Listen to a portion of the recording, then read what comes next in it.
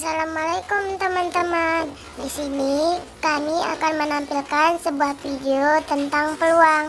Selamat menyaksikan.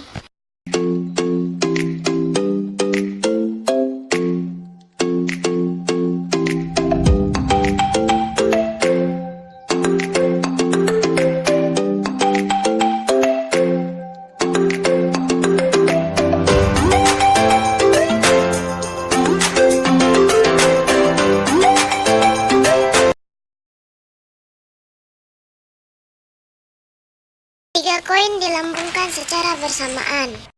Di sini kita akan mencari peluang muncul dua sisi gambar adalah, jadi banyak ruang sampel N dalam kurung S sama dengan 2/3, berarti 2 kali 2 kali 2 sama dengan 8. Terdapat tiga kemungkinan muncul dua sisi gambar, yaitu GGA, GAG, dan AGG.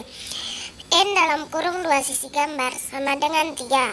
Jadi peluang muncul dua gambar adalah 3/8.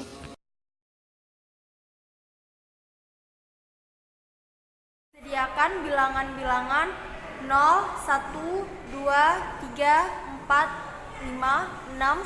Dari bilangan tersebut akan dibentuk bilangan baru berupa ribuan ganjil tanpa adanya pengulangan. Banyak bilangan ribuan yang dapat dibentuk adalah